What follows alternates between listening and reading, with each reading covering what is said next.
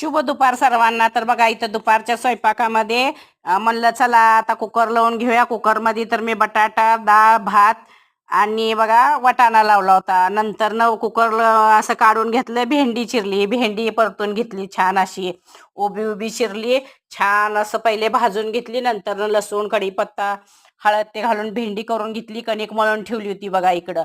तवर भिजती म्हणलं कणिक, तवर आपण पातळ भाजीचं वाटण भाजून घ्यावं म्हणलं. कांदा, खोबऱ्याचा किस, अद्रक आणि लसूण असं छान मी तव्यावर भाजून घेत असते, म्हणजे कसं कांद्याचा असं कच्च्या कांद्याचा वास येत नाही. इथं आपला वाटाणा पण शिजून तयार होता, असं मऊ छान असा वाटाणा झाला होता बघा शिजून.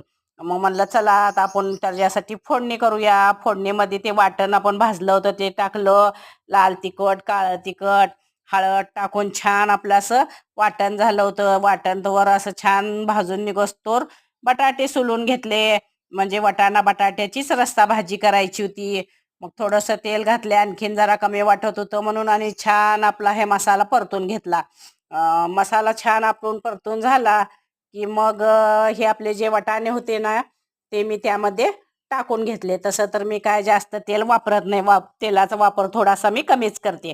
जास्त पण तेल असं खात नाहीत आमच्या घरात. चपातीला असू द्या, भाजीला असू द्या. मग नंतर न मी वाटाणा वतून घेतले आणि लागेल तेवढं पाणी गरम करून घातले. जरा लाईटीचा प्रॉब्लेम असल्यामुळे जरा अंधक अंधकच दिसते, लाईट सदा चालली ना. मग नंतर न म्हणलं आता त्यामध्ये आपण वटाण झालं की मग लगेचच बटाटा घातला फोडी करून. मग बटाटा घातला की चवीनुसार मीठ टाकून छान अशी एक उकळी येऊ दिली. मग वटाण रस्स्याची, म्हणजे असं वाटाणा बटाट्याची रस्सा भाजी केली आणि भेंडी करून घेतली आणि चपात्या, रस, वरण भात, असा बघा जेवणाचा बेत. हे बघा असा. आणि गुरुवार असल्यामुळं मिस्टरांना जेवायला दिले. चॅनलला सबस्क्राईब